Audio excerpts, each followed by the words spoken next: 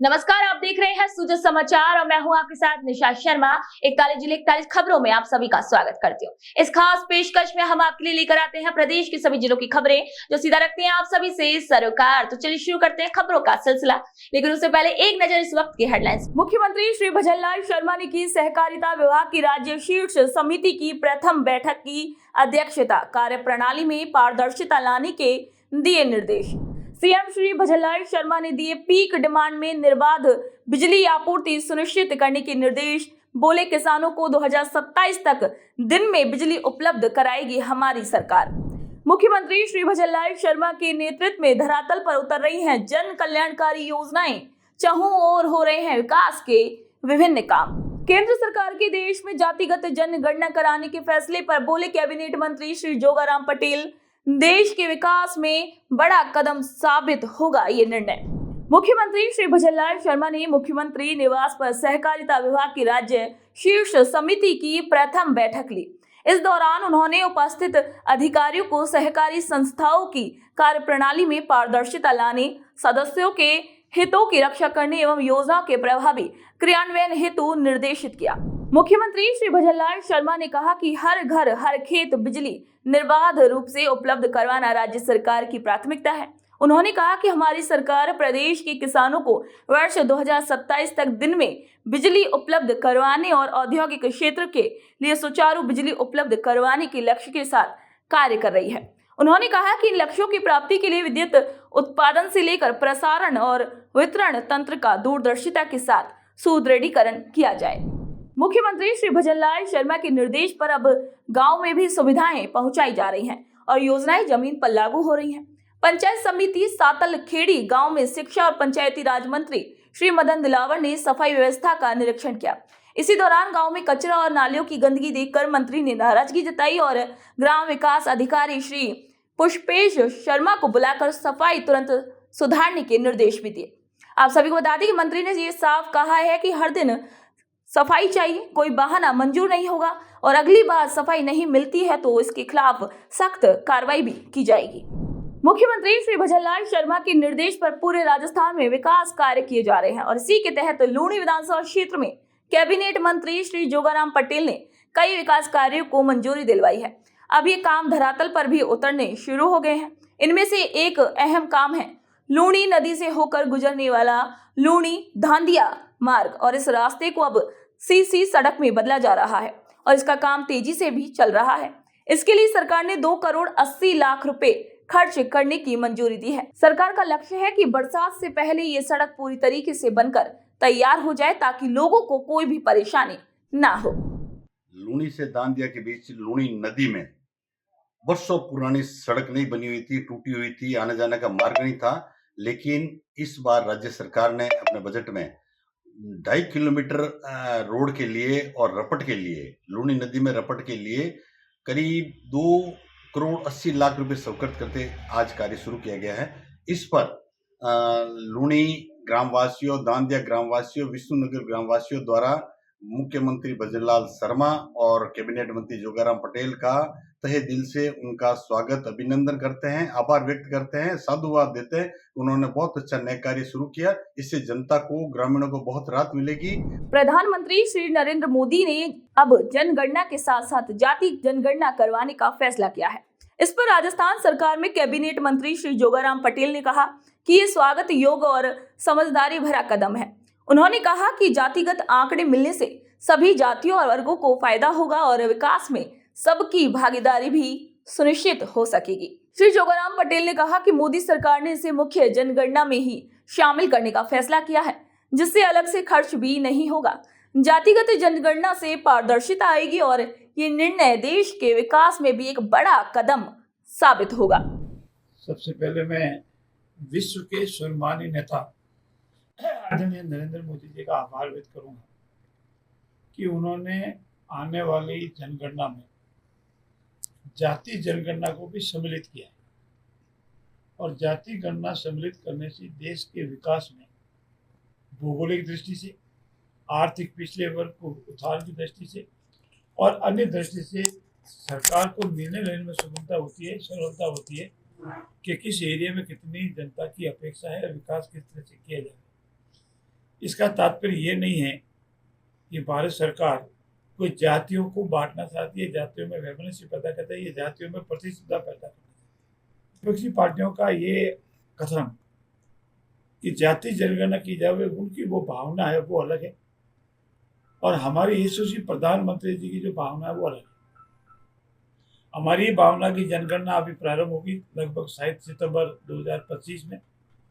उस जनगणना के साथ ही हमारी जितनी जातियां हैं उनकी गणना भी हो जाएगी और उसी अनुसार उनका निर्णय भी होगा। इसलिए ये स्वागत योग्य कदम है, जिसका मैं आदरणीय नरेंद्र मोदी जी का बहुत बहुत आभार व्यक्त करता हूँ। ग्राम पंचायत घिलावटी में सरपंच सुनीता यादव हर हफ्ते महिलाओं के साथ घर घर जाकर मुख्यमंत्री श्री भजनलाल शर्मा और प्रधानमंत्री श्री नरेंद्र मोदी की जन कल्याणकारी योजनाओं की जानकारी देती है। इसके साथ ही जिन महिलाओं को इन योजनाओं का लाभ मिल सकता है उन्हें भी इसका फायदा दिलवाती है।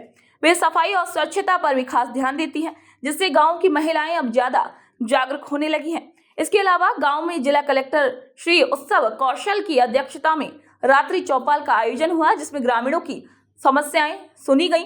इस दौरान जिला और ब्लॉक स्तर के अधिकारियों ने अलग अलग काउंटर लगाकर ग्रामीणों को सरकारी योजनाओं की जानकारी दी और पात्र लोगों को योजनाओं का लाभ दिलाने की भी बात कही। आज घिलावटी ग्राम पंचायत में रात्रि चौपाल का आयोजन किया गया। करीब 20 से 25 शिकायतें प्राप्त हुई, जिसमें से मुख्यतः पानी से रिलेटेड कंप्लेंट्स रही थी, कुछ सड़क से रिलेटेड कंप्लेंट्स रही थी, कुछ पंचायत पुनर्गठन से रिलेटेड थी, NFSA से रिलेटेड। तो सारे परिवारों को सुना गया जी, क्योंकि सारे अधिकारी मौके पर ही थे, इसलिए जो भी अगर एक विभाग है तो एक विभाग या एक से अधिक विभाग थे तो उनके अधिकारियों से बात करके उनको यथासंभव निपटाने की कोशिश की गई जी। अब सारे परिवारों को सुना जा चुका है और रात्रि चौपाल समाप्त। अन्य कोई अब जैसे पानी की समस्या है, इस पर कोई अब भीषण गर्मी है, इस पर क्या PHED चंबल वाले भी हैं, OTMP वाले भी, तो PHED को यही निर्देशित किया गया है कि गर्मी में लोगों को पानी का अभाव ना झेलना पड़े। अगर ज़रूरत पड़े, अगर पानी पूरा नहीं पड़ पाता है, ज़रूरत पड़ रही है, तो टैंकर से भी सप्लाई किया जाए। भजनलाल सरकार ने बच्चों की सुरक्षा के लिए खास निर्देश दिए हैं। इन निर्देशों के बाद करौली जिले में बाल संरक्षण को लेकर कई विभाग मिलकर काम कर रहे हैं। इसी कड़ी में जिला बाल संरक्षण समिति ने आदेश जारी किए हैं कि शादियों जैसे आयोजनों में बच्चों से कोई भी काम नहीं करवाया जाए। जिला प्रशासन, बाल अधिकारिता विभाग और एक्शन एड यूनिसेफ की ओर से बाल श्रम मुक्त करौली अभियान के तहत एक बैठक हुई। बाल कल्याण समिति की सदस्य फरीदा शाह ने बताया कि लोगों को बच्चों से मजदूरी न करवाने के लिए जागरूक किया जा रहा है। इस मुद्दे पर समिति अध्यक्ष श्री अनिल शर्मा की अध्यक्षता में एक विशेष बैठक भी की गई है, ताकि शादी जैसे आयोजनों में बच्चों से काम करवाने पर पूरी तरीके से रोक लगाई जा सके। 18 साल से कम के बच्चे हैं, वो अगर कहीं भी आमजन को या किसी भी नागरिक को बच्चे बाल श्रम करते पाएँ तो उसकी सूचना चाइल्ड लाइन हेल्पलाइन नंबर 1098 पे दें या बाल कल्याण समिति को दें, जिससे इन बच्चों का जीवन सुधारा जा सके। सादुलपुर शहर में लंबे समय से लोगों को परेशान कर रहे आवारा पशुओं के खिलाफ नगर पालिका और पुलिस ने मिलकर कार्रवाई शुरू की है। इस अभियान में करीब 36 से ज्यादा आवारा पशुओं को पकड़कर गौशालाओं में भेजा गया, जिससे लोगों को काफी राहत मिली है। थाना अधिकारी श्री राजेश कुमार सिहाग और नगर पालिका EO श्री राकेश अरोड़ा के नेतृत्व में नगर पालिका के कर्मचारी शहर के अलग अलग हिस्सों से पशुओं को पकड़ने लगे हैं। इस काम में स्थानीय लोगों ने भी सहयोग किया। गौशालाओं को ये सख्त निर्देश दिए गए कि इन पशुओं की अच्छी देखभाल की जाए और भविष्य में उन्हें फिर से सड़क पर न छोड़ा जाए। EO श्री राकेश अरोड़ा ने कहा कि ये अभियान आगे भी जारी रहेगा, ताकि शहर के लोग सुरक्षित और आराम से रह सके। बानसूर कृषि उपज मंडी में मुख्यमंत्री कृषक साथी योजना के तहत किसानों को आर्थिक सहायता देने का कार्यक्रम रखा गया। इस कार्यक्रम में विधायक श्री देवी सिंह शेखावत ने 13 किसानों को लगभग 13 लाख रुपए की सहायता राशि के चेक बांटे। उन्होंने बताया कि ये सहायता उन किसानों को दी गई है जो खेती करते समय या मंडी में दुर्घटना के शिकार हुए थे। इस मौके पर किसानों और व्यापारियों को केंद्र और राज्य सरकार की योजनाओं की जानकारी भी दी गई। विधायक ने मंडी सचिव को निर्देश दिए कि किसानों की समस्याओं को जल्द हल किया जाए, साथ ही दुर्घटना बीमा योजना की जानकारी किसानों तक पहुंचाने की भी बात कही गई। यहाँ हमारे केंद्र सरकार और राज्य सरकार की जो योजनाएं हमारे कृषक और व्यापारी भाइयों के लिए हैं, उनके बारे में जानकारी दी गई है। और पिछले 2-3 माह से जो पेंडेंसी थी, जो किसान भाई खेती का कार्य करते हुए कालकल्पित हो गए या अंग भंग जिनका हो गया या कृषि मंडी में किसी को और ऐसी दुर्घटना का सामना करना पड़ा, ऐसे 13 लोगों को कुल मिलाकर कृषि मंडी की तरफ से 12,90,000 की राशि के चेक वितरित किए गए हैं। और इस दौरान हमने किसान साथियों से उनकी समस्याओं के बारे में भी जाना है और कृषि हमारे सचिव जो हैं इनको भी निर्देशित किया गया है कि यहाँ आने वाले किसानों को हमारे राज्य और केंद्र सरकार की जितनी योजनाएं हैं उनका पूरा जानकारी दें। साथ ही किसानों को दुर्घटना होने के बाद जो बीमा राशि मिलती है उसमें किस तरह से पैसे जमा होते हैं खाते में, जिसके लिए जनधन या खाता है और कई तरह के खाते हैं, उसके लिए भी इन्हें मोटिवेट किया। बच्चों के जन्म के समय होने वाली मौतों को रोकने के लिए केंद्र और राज्य सरकार मिलकर लगातार काम कर रही है। इसी के लिए अस्पतालों की सुविधाएं बेहतर की गई हैं और जरूरी संसाधन भी दिए जा रहे हैं। इन प्रयासों की वजह से बीकानेर शहर में बच्चों की जन्म के समय होने वाली मौतों में कमी आई है और अब बच्चे ज्यादा सुरक्षित पैदा हो रहे हैं और उन्हें समय पर भी इलाज मिल रहा है। हमारे चिकित्सालय में नवजात शिशुओं के जो जन्मजात बीमारियां होती है या और भी जो समस्याएं होती है उनके समाधान के लिए SNCU special newborn care unit और MNCU maternal and neonatal care unit का निर्माण पूर्व में करवाया गया था। माननीय मुख्यमंत्री जी भजनलाल जी की संकल्पना के आधार पर उनमें सुविधाओं का विस्तार करते हुए इन यूनिट्स का संचालन 1 महीने पहले हमने शुरू कर दिया है और इसके लिए आवश्यक जो भी नर्सिंग स्टाफ है उसका रिक्रूटमेंट हो गया है और फुल फ्लैश 100% इन यूनिट्स का संचालन किया जा रहा है। इन यूनिट्स के संचालन से बीकानेर जिले में ये अपने तरह की दूसरी PBM अस्पताल के बाद में दूसरी ऐसी यूनिट होगी सरकारी क्षेत्र में, जिससे जो गरीब जो बच्चे हैं उनका जो गरीब माता पिता है उनके बच्चों का निःशुल्क जो इलाज है वो हो सकेगा। इन यूनिट्स में ज़्यादातर जो इमेच्योर जो बर्थ है जो बच्चों के उनमें जो जैसे 7 महीने के 8 महीने के जो बच्चे होते हैं या नियोनेटल जॉन्डिस है या नियोनेटल सेप्सिस है या निमोनिया है, ऐसे जो केस जिनको ICU की आवश्यकता होती है तो हमने उस SNCU यूनिट में नियोनेटल ICU का भी विकास किया है और जिससे निरंतर जो नवजात शिशु है और उनकी जो मदर्स है उनकी बेहतर उनकी देखभाल की जा रही है, उनका बेहतर इलाज किया जा रहा है और इससे हमें जो मुख्यतः इसका एक दूरगामी परिणाम यह है कि जो राजस्थान की जो शिशु मृत्यु दर है और मातृ मृत्यु दर है उन दोनों को रोकने में हमारे को प्रभावी रूप से फायदा मिलेगा। और सबसे बड़ी बात जो शिशु मृत्यु दर में भी सबसे बड़ा जो हिस्सा होता है वो नवजात शिशुओं का होता है, तो नियोनेटल मोर्टेलिटी रेट भी बहुत कम होगी, ये इससे सबसे बड़ा फायदा है। भजनलाल सरकार ने भ्रष्टाचार और लापरवाही के खिलाफ जीरो टॉलरेंस की नीति अपनाई है। इसके तहत अधिकारियों को साफ निर्देश दिए गए कि वे आम लोगों की समस्याओं को समय पर हल करें। इसी दिशा में काम करते हुए वैर विधानसभा क्षेत्र में SDM श्री सचिन यादव ने कई सरकारी दफ्तरों का निरीक्षण किया। भरतपुर शहर में जल भराव की समस्या का स्थायी समाधान निकालने के लिए भजनलाल सरकार तेजी से काम कर रही है और हर साल बारिश में शहर की कई कॉलोनी में पानी भर जाता है, जिससे लोगों को बेहद परेशानी होती है। अब नगर निगम भरतपुर ने इस समस्या को गंभीरता से लेते हुए सर्कुलर रोड और पुष्प वाटिका क्षेत्र में 2 बड़े प्रोजेक्ट CFC और RNFC पर तेजी से काम शुरू कर दिया है। इन प्रोजेक्ट से बरसात का पानी आसानी से निकल सकेगा और लोगों को जलभराव से राहत मिलेगी।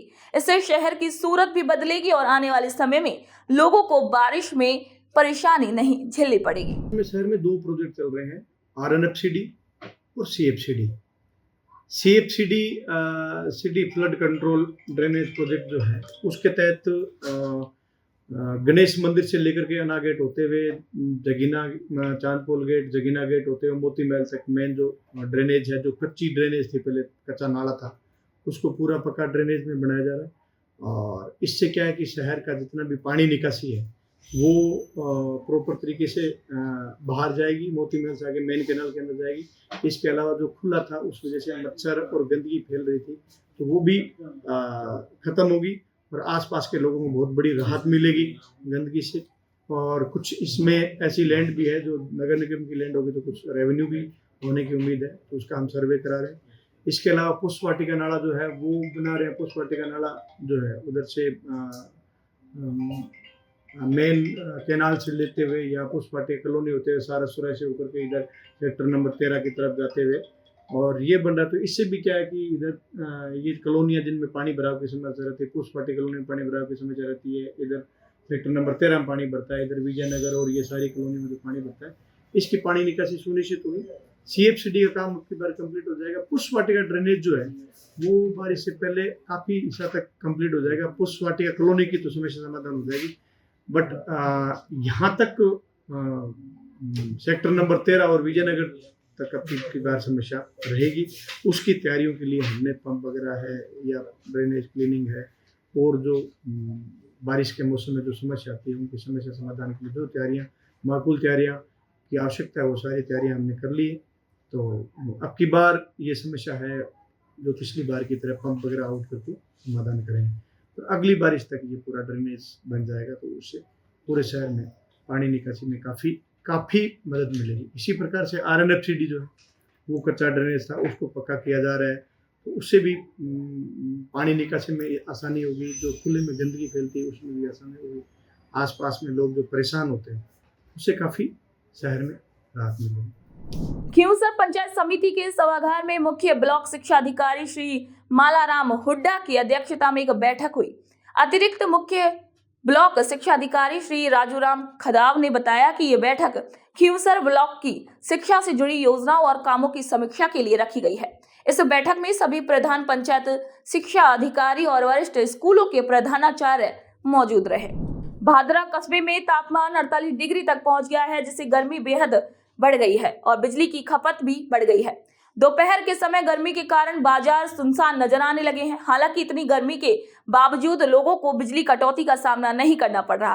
राज्य के मुख्यमंत्री श्री भजनलाल शर्मा ने बिजली विभाग को 24 घंटे बिजली देने के सख्त निर्देश दिए हैं, जिस वजह से भादरा में लगातार बिजली मिल रही है। जोधपुर विद्युत वितरण निगम के कनिष्ठ अभियंता श्री आशीष चौधरी ने बताया कि सरकार के निर्देशों के मुताबिक एग्रीकल्चर फीडर को छोड़कर बाकी सभी फीडरों पर 24 घंटे बिजली दी जा रही है। बढ़ते लोड को देखते हुए शहर में अब तक 12 नए ट्रांसफार्मर भी लगाए जा चुके हैं, ताकि लोगों को कम वोल्टेज या फिर बिजली कटौती की समस्या का सामना न करना पड़े। गर्मियों को देखते हुए विद्युत की खपत अत्यधिक रूप से बढ़ी हुई है, लेकिन विभाग द्वारा जहां जहां जरूरत है, जहां जहां लोड अत्यधिक बढ़ा है, वहां नए ट्रांसफार्मर लगाने की व्यवस्था की जा रही है। अभी तक इस मार्च अप्रैल के अंदर शहर में 11-12 ट्रांसफार्मर लगा चुके हैं और नए पे उसके बाद भी काम चल रहा है। अभी भी आगे भी गर्मी को देखते हुए जहां अपने को जरूरत रहेगी वहां ट्रांसफार्मर लगाए जाएंगे।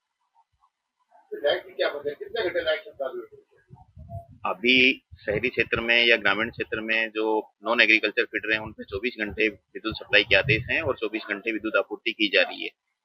कोई विशेष परिस्थितियों में फीडर फॉल्ट होने पर या LT में कोई फॉल्ट आने की वजह से FRT और कर्मचारी तुरंत उसको अटेंड करते हैं और सप्लाई बहाल कर दी जाती है। भजनलाल सरकार आम लोगों को राहत देने के लिए लगातार काम कर रही है। खासकर ग्रामीण इलाकों में जहां पीने के पानी की समस्या है, वहां गर्मी में लोगों को परेशानी न हो, इसी के लिए सरकार करोड़ों रुपए खर्च कर रही है। मुख्यमंत्री श्री भजनलाल शर्मा की मंजूरी के बाद जलदाय विभाग ने कई गांवों में पानी की टंकियां बना दी हैं और नई पाइपलाइनों से घर घर पानी पहुंचाने की भी व्यवस्था की गई है। पिपरोली में एक टंकी का काम कंप्लीट हो चुका है, जिसकी क्षमता 100 KL की है। उसके साथ ही वितरण पेयजल पाइपलाइन पूरी डाली जा चुकी है। राइजिंग लाइन आना भी बाकी है, जो कि संडे तक आ जाएगी और मंगलवार से उसका भी काम चालू कर दिया जाएगा। इसके अलावा एक चांदमा में भी काम चल रहा है, जिसमें भी टंकी निर्माण का कार्य कंप्लीट हो चुका है और पाइपलाइन भी डाली जा चुकी है। मुख्य राइजिंग लाइन आना बाकी है, जो उसका भी काम जल्दी ही कंप्लीट करवा के और जलापूर्ति सुचारू करवा दी जाएगी। साथ ही इसका काम जल्दी से जल्दी कंप्लीट करवा के और इसी गर्मी में पेयजल आपूर्ति सुचारू करने की पूरी कार्रवाई करवाई जा रही है। जिला कलेक्टर श्री अक्षय गोदारा ने शहर में चल रहे विकास कार्यों का साप्ताहिक निरीक्षण किया। उन्होंने स्विमिंग पूल, सड़क मरम्मत, जैत सागर नाले का निर्माण और पेयजल आपूर्ति योजनाओं को देखा। कलेक्टर ने अधिकारियों को काम की गुणवत्ता बनाए रखने और समय पर पूरा करने के सख्त निर्देश दिए। स्विमिंग पूल का निरीक्षण करते हुए उन्होंने साफ सफाई पर खास जोर दिया और पानी की गुणवत्ता की नियमित जांच करने के भी आदेश दिए। भजनलाल सरकार ने पशुपालकों के लिए मंगला पशुधन बीमा योजना शुरू की है और इस योजना का मकसद ये है कि अगर किसी किसान के पशु की मृत्यु हो जाए तो उसे आर्थिक मदद मिल सके। पशु चिकित्सा विभाग के उप निदेशक डॉक्टर रविंद्र सिंह राठौड़ ने बताया कि पुष्कर विधानसभा क्षेत्र में अब तक 1450 पशुपालकों ने इस योजना के लिए रजिस्ट्रेशन करवाया है और 2600 पशुओं का बीमा किया जा रहा है।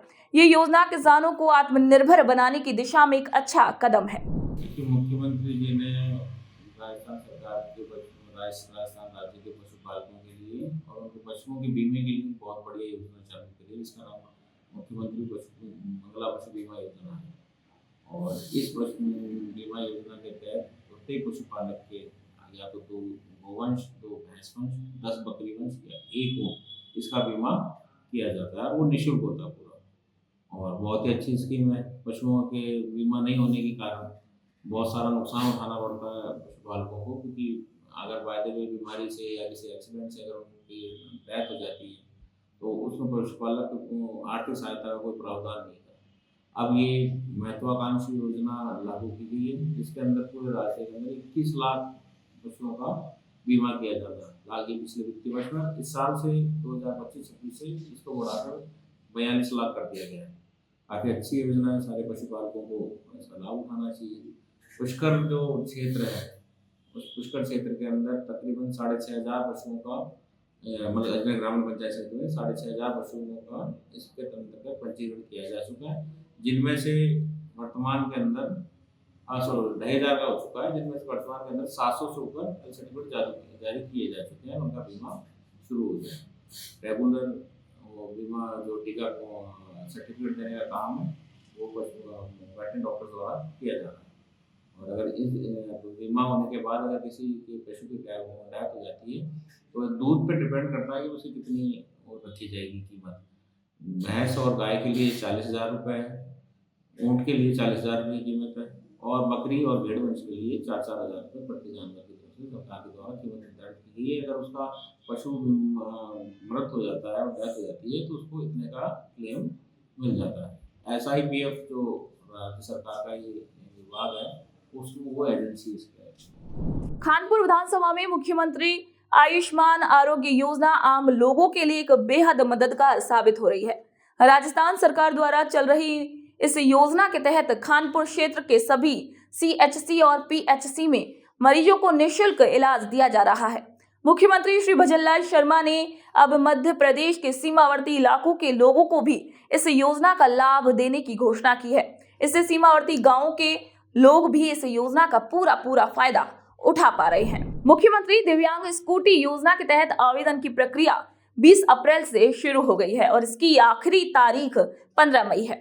इस योजना का मकसद है कि चलने फिरने में असमर्थ दिव्यांगजनों को आत्मनिर्भर और सशक्त बनाया जाए। ये योजना समाज कल्याण विभाग द्वारा चलाई जा रही है। इसमें कॉलेज में पढ़ाई कर रहे या किसी रोजगार में लगे दिव्यांग व्यक्तियों को निःशुल्क स्कूटी दी जाएगी। वित्तीय वर्ष 2025-26 के बजट में इसके लिए खास प्रावधान किया गया है और 2000 दिव्यांगजनों को इसका लाभ भी मिलेगा। मुख्यमंत्री जी बहुत अच्छा काम कर रहे हैं और 20 अप्रैल से और 15 मई तक फार्म भरा जा रहे हैं। इसके लिए आप आगे से आगे और फार्म भरें विकलांग भाई हमारे, जिससे उनको स्कूटी मिले। मुख्यमंत्री जी बहुत अच्छा काम कर रहे हैं और मुख्यमंत्री जी के लिए धन्यवाद। राजस्थान में लोगों को ज्यादा से ज्यादा राहत देने के लिए जरूरी जगहों पर विकास कार्य किए जा रहे हैं। इसी के तहत नसीराबाद के सरकारी अस्पताल में मरीजों की संख्या को देखते हुए एक और निःशुल्क दवा वितरण कक्ष बनाया गया है। अब अस्पताल में कुल 6 निःशुल्क दवा केंद्र हो गए हैं, जिससे मरीजों को दवा लेने के लिए लंबी लाइनों में खड़ा नहीं होना पड़ेगा। मुख्यमंत्री श्री भजनलाल शर्मा की अपराध के खिलाफ जीरो टॉलरेंस नीति के तहत टोंक पुलिस ने जिले में एक विशेष अभियान चलाया।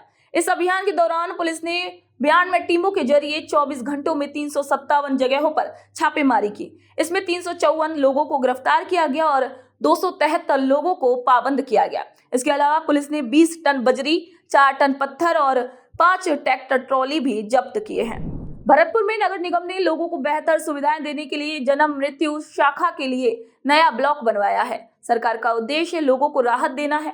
इस नए ब्लॉक में 5 कंप्यूटर ऑपरेटर एक साथ काम करेंगे। इनमें से एक ऑपरेटर जन्म प्रमाण पत्र, एक मृत्यु प्रमाण पत्र, एक जनाधार, एक विवाह प्रमाण पत्र और एक पेंशन का काम देखेगा। इसका उद्देश्य यह है कि लोगों का काम जल्द और आसानी से हो सके। इसके अलावा एक टोकन व्यवस्था भी शुरू की जाएगी ताकि लोग निष्पक्ष तरीके से सेवाएं प्राप्त कर सके। साथ ही बाहर एक वेटिंग रूम भी बनवाया जा रहा है जहां लोग आराम से बैठ सकेंगे। के लिए नगर निगम ने बाहर एक एकल विंडो बनवाई है जिसका भी काम चल रहा है। संभवतः वो 2-3 दिन में पूरा हो जाएगा, जिसमें नगर निगम लगभग 5 से 6 ऑपरेटर उसके अंदर बैठेंगे। उसमें जन्म मृत्यु विवाह पंजीयन और जन आधार पेंशन से रिलेटेड काम होंगे, आमजन से जुड़े हुए। और नगर निगम उसमें यह व्यवस्था कर रही है कि आज का काम आज ही हो जाए। इस पे काम करने की जो प्रक्रिया है वो अभी चल रही है और संभवतः वो 2-3 दिन में हम नगर निगम है उसको काम को पूरा कर देंगे। तो लोगों को ऑनलाइन घर बैठे भी अपन मिल सकता है।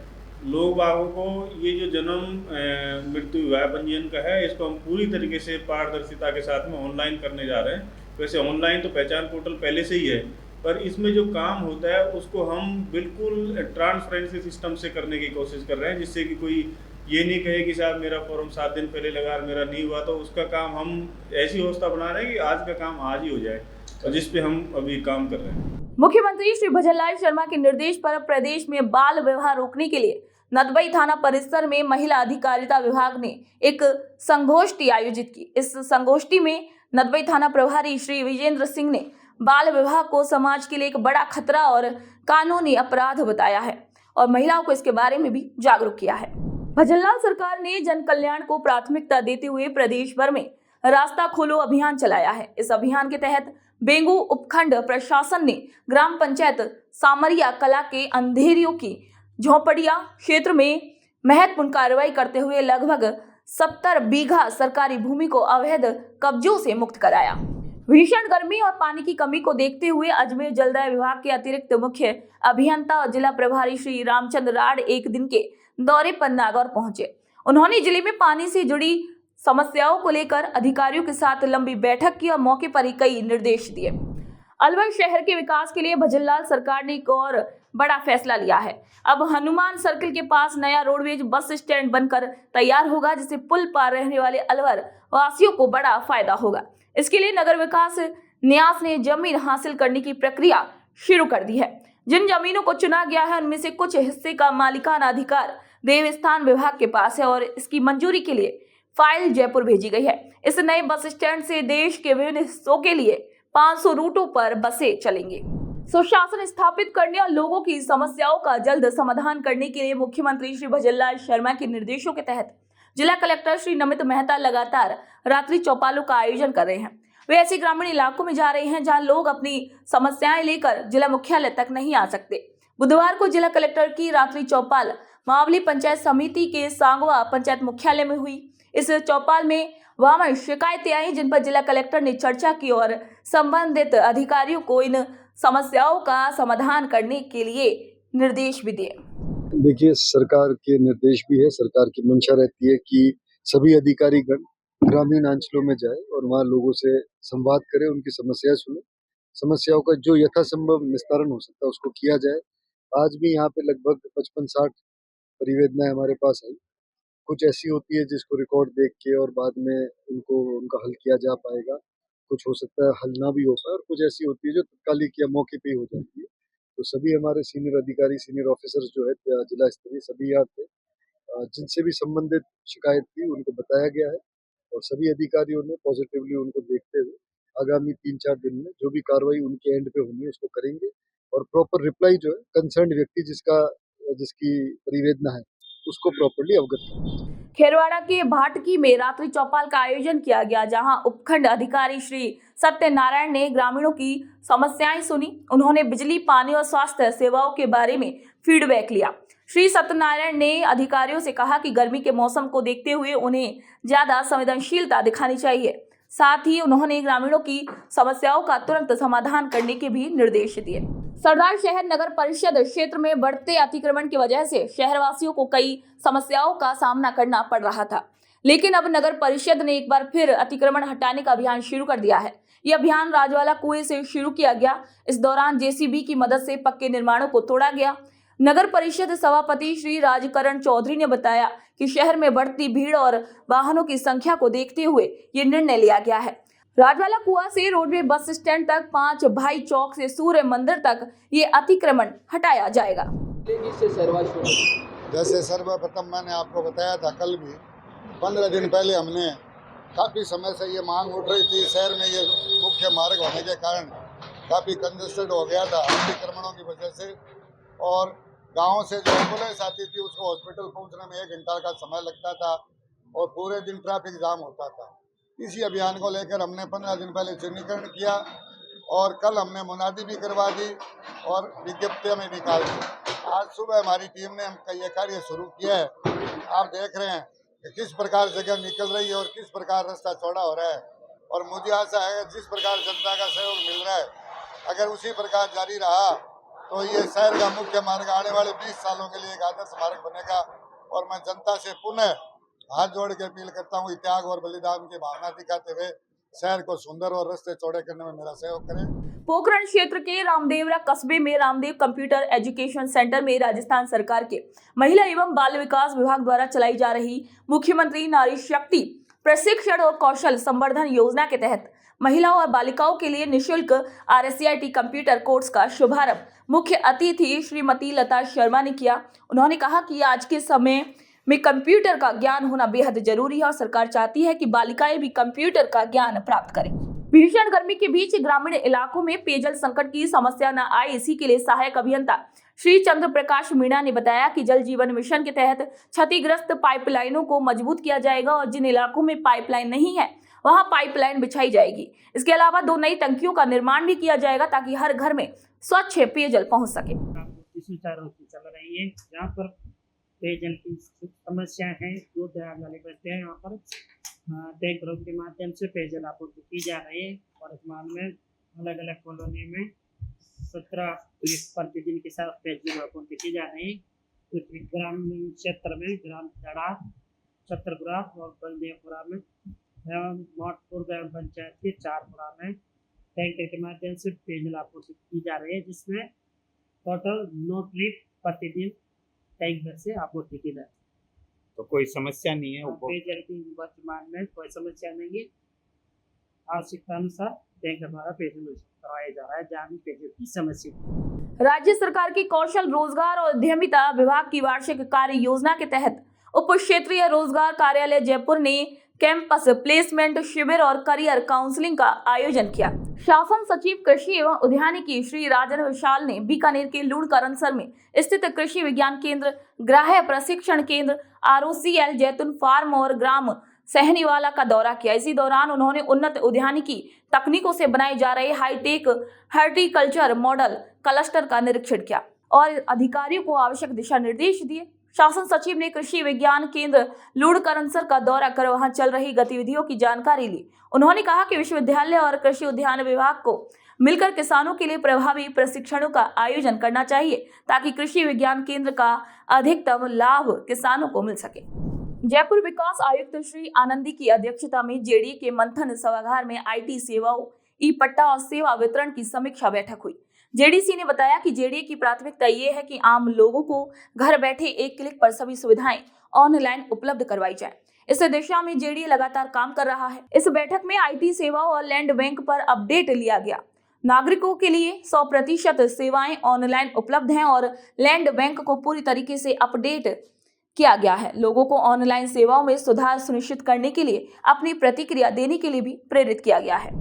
झुंझुनू जिले की सूरजगढ़ पंचायत समिति की साधारण सभा की बैठक प्रधान श्री बलवान सिंह की अध्यक्षता में हुई। इस बैठक में ग्रामीण इलाकों की प्रमुख समस्याओं जैसे पानी, बिजली, सड़क, अतिक्रमण और विकास योजनाओं पर चर्चा की गई। खासतौर पर पेयजल संकट को प्रमुख मुद्दा बनाया गया और अधिकारियों ने जल्द समाधान का वादा किया। बैठक की शुरुआत में BDO श्री गणेशाराम जाखड़ ने पिछली बैठक की कार्यवाही पढ़कर सुनाई। इसके बाद सदस्यों ने अधूरे पड़े विकास कार्यों को समय पर पूरा करने की मांग की। पीएचडी पीडब्ल्यूडी ये संबंधित जो भी समस्याएं थी उनके सभी ने अपनी मांग बातें रखी हैं। संबंधित अधिकारियों को ये निर्देश दिया गया कि आगामी बैठक तक इन सभी का हल निकलना चाहिए और साधारण सभा बैठक जो सभी कामों संबंधित नोट कराकर आज संपन्न हुई। 12 जिले के अंता एनटीपीसी में बालिका सशक्तिकरण अभियान के तहत छात्राओं के लिए करियर काउंसलिंग कार्यशाला का आयोजन किया गया, जिसमें 120 बालिकाओं ने उत्साह से भाग लिया। एनटीपीसी अंता ने अपने आसपास के क्षेत्रों की बालिकाओं को सशक्त बनाने के लिए एक और कदम उठाया। इस कार्यशाला में 2022 से 2024 के बीच अभियान में भाग ले चुकी लगभग 120 बालिकाओं ने हिस्सा लिया। कार्यशाला का उद्देश्य इन बालिकाओं को करियर योजना, कौशल विकास और विभिन्न करियर विकल्पों के बारे में जानकारी देना था। मुख्यमंत्री श्री भजनलाल शर्मा के नेतृत्व में राज्य सरकार युवाओं के लिए कई जन कल्याणकारी योजनाएं चला रही है। इन योजनाओं से युवाओं को अपने सपने पूरे करने का मौका मिल रहा है। समर्थ युवा विकसित राजस्थान के संकल्प के साथ राज्य सरकार युवाओं को मजबूत बनाने की दिशा में काम कर रही है। बजट 2025 में लाखों युवाओं को फायदा मिलेगा। सरकार ने 1.25 लाख से ज्यादा सरकारी नौकरियों की घोषणा की है और निजी क्षेत्र में भी रोजगार के नए अवसर तैयार किए जा रहे हैं। इससे राजस्थान के युवाओं के सपनों को एक नई उड़ान मिल रही है। राजस्थान सरकार भजनलाल जी की सरकार है जो पिछले 1.5 साल में बहुत अच्छा काम कर रही है। युवाओं के लिए नई नई योजनाएं निकाल रही है, नई नई भर्तियां निकाल रही है और रोजगार मेला की बात करूं तो नए नए प्रोसेस खोल रही है। तो आज के राजस्थान के जो युवा है वो भजनलाल से संतुष्ट है, भजनलाल सरकार से, और बिल्कुल इसमें कोई दो राय नहीं है कि मैं कह सकता हूँ कि राजस्थान सरकार बहुत अच्छा कर रही है युवाओं के लिए। और मुझे उम्मीद है कि आने वाले दिनों में भजनलाल सरकार है जो युवाओं के लिए और नई नई भर्तियां निकालेगी और राजस्थान के युवाओं को इस सरकार पर भरोसा है, विश्वास है और आने वाले सालों में और ज्यादा फायदा मिलेगा युवाओं को। राजस्थान सरकार जो अभी नव युवाओं के लिए बहुत सारे अवसर रोजगार के लिए प्रदान कर रही है और हमें उम्मीद है कि आगे भी ये रोजगार के लिए अवसर निकालती रहेगी, नई नई भर्तियां निकालती रहेगी ताकि हम युवा हैं जो गवर्नमेंट लाइन के अंदर जा सके और अपनी तरक्की और अपने आने वाली पीढ़ी की तरक्की भी कर सके। मैंने जहाँ तक देखा है तो सरकार ने जो अभी नई भर्तियां निकाली है युवाओं के लिए, तो ये बहुत ही अच्छी पीढ़ी है जिससे कई युवा जो बेरोजगार बैठे हैं वो इस भर्ती का उपयोग करें और इसमें अपना पद हासिल करें। अच्छा, पेपर लीक के मामले में पेपर लीक में ये है कि राजस्थान सरकार ने जो इस पे लगाम लगाया है वो बहुत ही अच्छा काम है, जिससे हम युवाओं को और पद मिल जाएंगे और जो बेरोजगार बैठे हैं उनको भी भर्ती में अवसर मिल जाएगा। जो राजस्थान की भजनलाल जी की सरकार है वर्तमान में वो बहुत अच्छा काम कर रही है। कितने ही पेपर हुए हैं, एक भी पेपर लीक नहीं हुआ है। जो बीजेपी सरकार से जो पीछे सरकार थी उसमें हर भर्ती का पेपर लीक होता था और कोई भी युवाओं को रोजगार के अवसर नहीं मिल रहे थे। अभी नई नई भर्तियां निकल रही हैं, सरकार बहुत अच्छा काम कर रही है। ग्रामीण क्षेत्र में भी देखे तो भी बहुत अच्छा है, शहरी क्षेत्र में भी बहुत अच्छा काम कर रही है। भजनलाल जी की जो सरकार है वो बहुत युवाओं के हित में लगातार अच्छे कार्य कर रही है। सरकार के बारे में मैं यही कहूँगा कि ये बेहतरीन सरकार है कि गत सरकार के मुकाबले में जितनी पेपर लीक की घटनाएं हुई और युवाओं के साथ में चोट हुई, उनकी सालों की मेहनत बर्बाद हो गई थी, उन चीज़ों पे कड़ा जो है प्रहार किया गया है और सबको जो है जिम्मेदार लोगों को सजा देने का काम ये सरकार कर रही है। कोटा के लाड़पुरा विधानसभा क्षेत्र में मुख्यमंत्री निःशुल्क जांच योजना से मरीजों को बेहद लाभ मिल रहा है। इस योजना से न केवल प्रदेश बल्कि लाड़पुरा क्षेत्र के हर नागरिक के लिए स्वास्थ्य सेवाएं सुलभ हो रही हैं।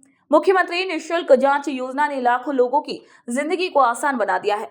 लैब टेक्नीशियन श्री राम अवतार ने बताया कि उनकी डिस्पेंसरी में रोजाना 70-80 मरीज आते हैं और सभी प्रकार की जांच निःशुल्क की जाती हैं। मरीजों को सारी जांचें यहीं पर आसानी से मिल जाती हैं, जिससे उन्हें इधर उधर भटकने की जरूरत नहीं पड़ती।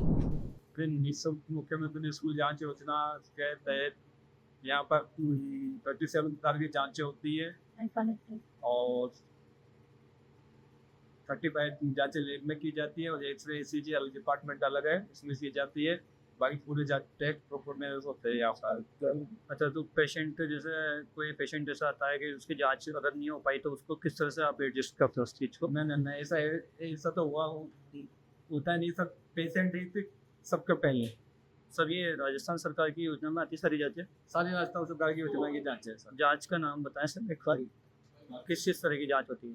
सर यहाँ पर CBC और liver test, kidney test, lipid profile, pregnancy weight, HIV, VDRL, HUSAG, use pregnancy, malaria, typhoid, sputum, सब ये सभी जांचें फ्री है, बिल्कुल फ्री हो। ये राजस्थान सरकार की योजनाएं बहुत अच्छी है, सरकार की तरफ से सब फ्री मिल रहा है। अच्छा सब सुविधाएं यहाँ गरीबों जो बने अच्छा जो सब आते हैं यहाँ पे। और सबसे बढ़िया व्यवस्था की है हमें यहाँ सब भी। अच्छा, तो आप कहाँ से आए हैं? विज्ञानगर से पुराने सैनिक पास। अच्छा, तो आपको मतलब कौन सी जांच करवाना आया था? ब्लड की? अच्छा, मतलब यहाँ पर फ्री हुई, बिल्कुल फ्री हो रही है। मुख्यमंत्री श्री भजनलाल शर्मा के निर्देशन में गर्मी और लू के बढ़ते प्रभाव को देखते हुए झाडोल की मादड़ी CHC में सभी आवश्यक व्यवस्थाएं की गई हैं। CHC प्रभारी श्री राम प्रसाद मीणा ने ये बताया कि राजस्थान सरकार के दिशा निर्देशों के तहत मरीजों और आम लोगों को राहत देने के लिए CHC परिसर में कूलर, अतिरिक्त पंखे, शुद्ध पीने का पानी और ORS की पर्याप्त व्यवस्था की गई है। गर्मी से होने वाली स्वास्थ्य समस्याओं से निपटने के लिए सभी जरूरी इंतजाम किए गए हैं ताकि मरीजों को कोई भी परेशानी ना हो। इस वक्त हम पहुंचे हैं जाडोल विधानसभा की मादरी CHC में। आप देख सकते हैं हीट वेव को लेकर सामुदायिक स्वास्थ्य केंद्र पर किस प्रकार से व्यवस्था की गई है। मरीजों के लिए कूलर लगाए गए हैं, सुबह से शाम 24 घंटे यहाँ कूलर चल रहे हैं। यहाँ के जो CHC के जो प्रभारी है राम प्रसाद जी मीणा, हम उनसे जानना चाहेंगे कि हीट वेव को लेकर सरकार से इनको किस प्रकार से निर्देशित किया गया है और भजनलाल सरकार कितना अच्छा कार्य कर रही है क्षेत्र में, किस प्रकार चिकित्सा व्यवस्थाओं को लेकर, हीट वेव को लेकर यहाँ पे सारे प्रबंध किए गए। डॉक्टर साहब नमस्ते, आपका स्वागत है DPR राजस्थान पे। बताइए आप कैसे क्या सुविधा कर रखी है हीट वेव में? देखिए, लू तापघात हीट वेव के लिए हमने एक तो हमारे बाड़ों में कूलर लगा रखे हैं, सारे पंखे हमारे लगा रखे हैं, वाटर कूलर है पानी के लिए, ORS हमने पानी के लिए रख रखा है। कोई भी अगर ऐसा पेशेंट आता है जिसको मतलब वॉमिटिंग या ऐसा जी में चल रहा है या इस तरह से डिहाइड्रेशन है, तो ORS के घोल हमने यहाँ पर अवेलेबल कर रखे हैं। उसके बाद हमने अगर कोई ऐसा पेशेंट हमें लगे जिसका टेम्परेचर बढ़ रहा है या जिसको कोई जी घबरा रहा है, तो उसके लिए हमने बेड रिजर्व 4 बेड रिजर्व कर रखे हैं।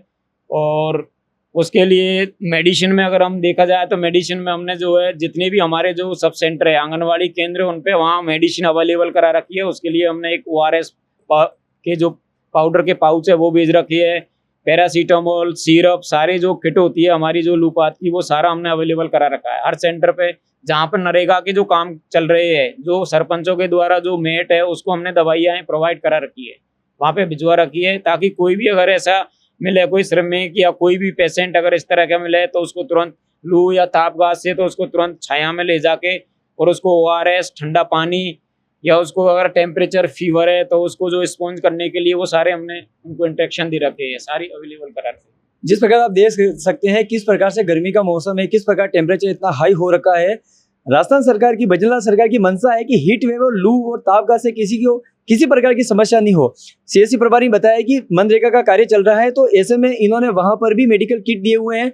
यहाँ पे ORS का इन्होंने सेंटर बनाया हुआ है ताकि जो भी मरीज आता है उसको हाथों उसको इलाज मिल सके, उसको ORS का घोल पिलाया जाता है।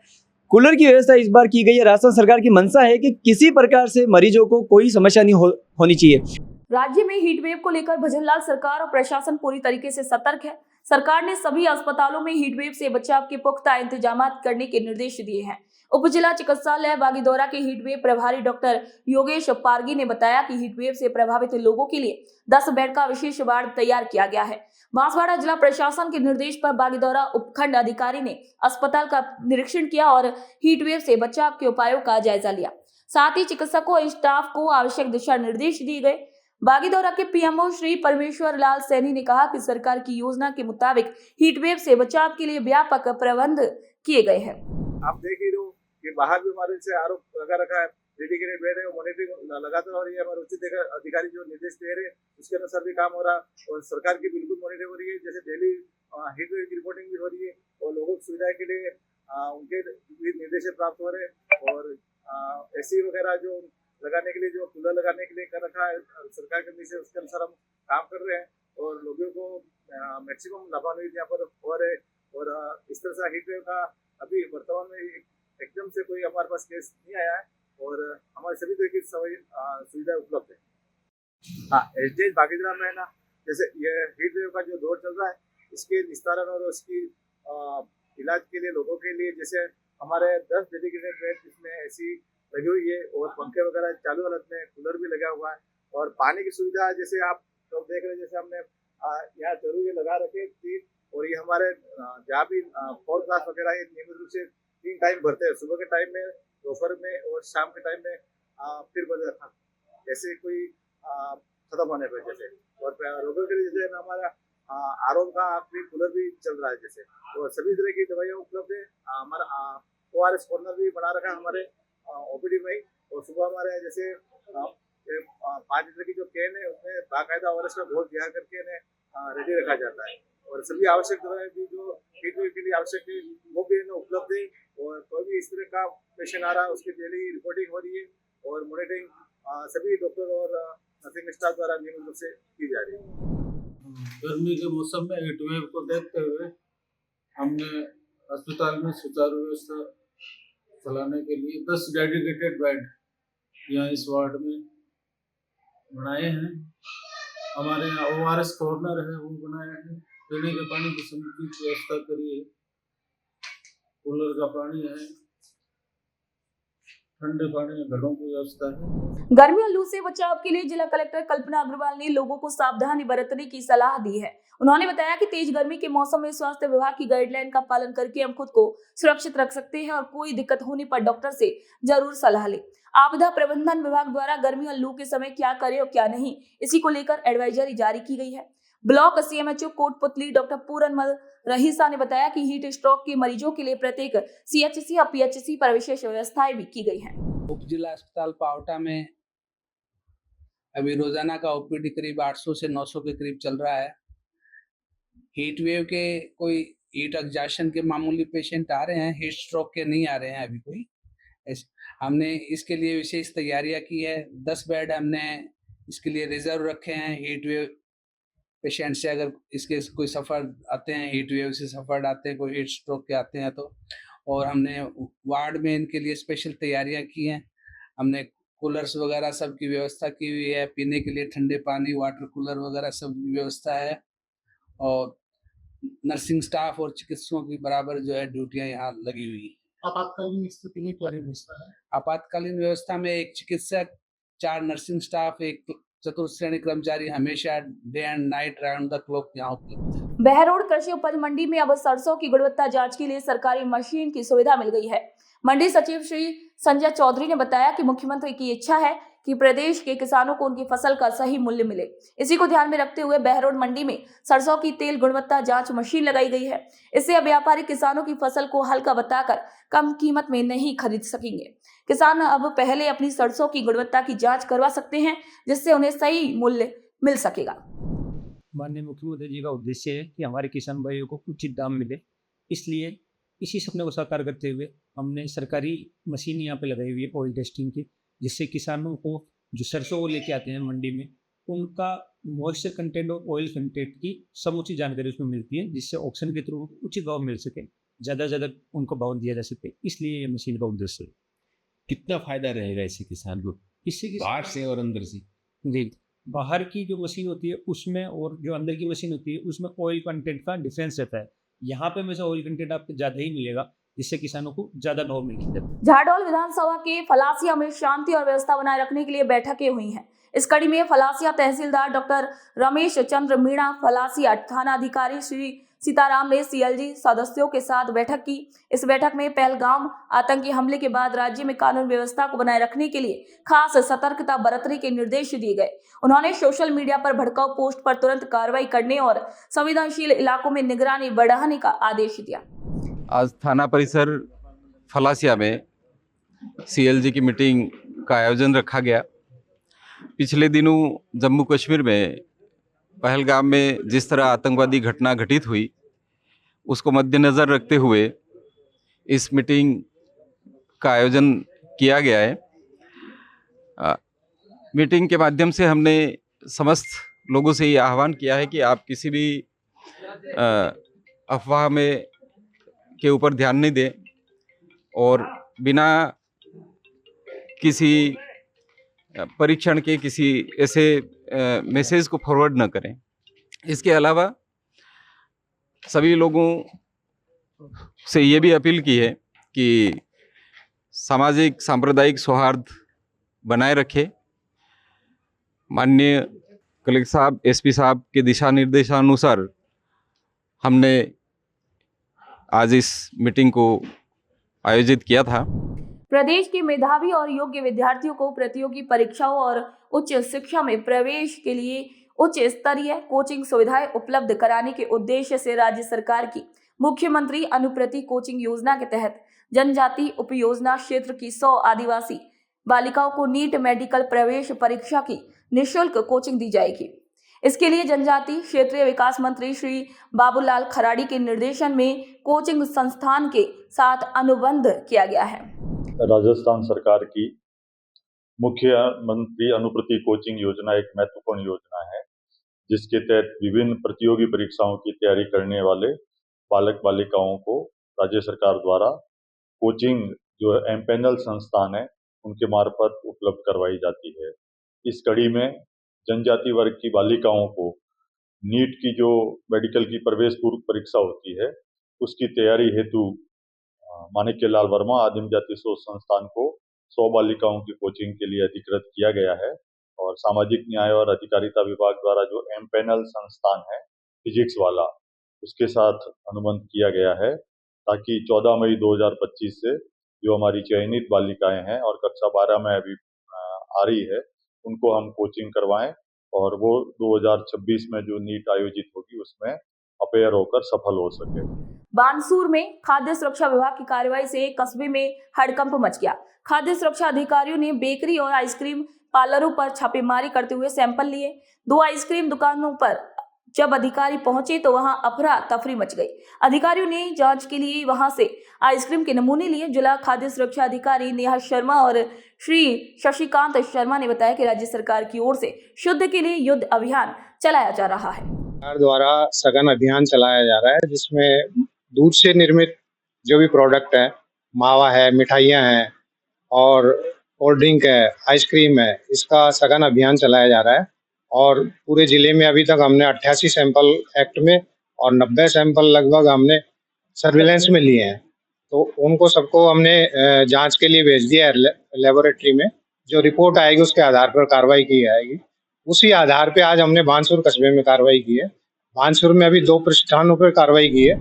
राजस्थान सरकार की मुख्यमंत्री आयुष्मान आरोग्य योजना के तहत इटावा उपजिला अस्पताल में मरीजों को समय पर इलाज और जरूरी सुविधाएं मिल रही हैं। मुख्यमंत्री श्री भजनलाल शर्मा के निर्देशों पर अस्पताल में मरीजों को जांच केंद्र पर निःशुल्क जांच की सुविधाएं दी जा रही हैं और 400 से ज्यादा तरह की दवाएं भी निःशुल्क बांटी जा रही हैं। इसमें गरीब और आम लोगों को सरकारी अस्पताल में निःशुल्क इलाज मिल पा रहा है। इलाज के लिए आए कई मरीजों ने सरकार की निःशुल्क जांच और दवा योजना की सराहना भी की है। बढ़िया फ्री दवाएं मिलती हैं यहाँ पे, सभी दवाएं यहाँ अवेलेबल है और जांच वगैरह भी यहाँ हो जाती है। सरकार की एक बढ़िया योजना निकली है, इसमें दवाएं फ्री मिल जाती हैं यहाँ पे। फलौदी में बढ़ती गर्मी को देखते हुए भजनलाल सरकार ने तुरंत कदम उठाने के निर्देश दिए हैं। इसी को लेकर जिला कलेक्टर श्री हरजी लाल अटल ने एक महत्वपूर्ण बैठक की। कलेक्टर ने निर्देश दिए कि लू और तेज गर्मी से आम लोगों को राहत देने के लिए जगह जगह रैन बसेरे बनाए जाए, जहां कूलर, पंखे और ठंडे पानी की पूरी व्यवस्था हो।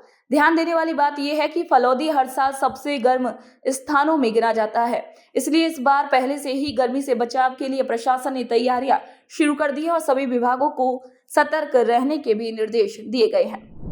बारां जिले के अंता में स्थित सोरसन वन्य जीव अभ्यारण्य, जो ग्रासलैंड के नाम से मशहूर है, पक्षी प्रेमियों के लिए एक बेहतरीन पर्यटन स्थल है। यहाँ पर्यटकों के लिए 63 लाख रुपए की लागत से 6 पर्यटक हट बनाए गए हैं, जहाँ सभी सुविधाएं उपलब्ध हैं। सोरसन अमलसरा क्षेत्र में पर्यटन की अपार संभावनाएं हैं।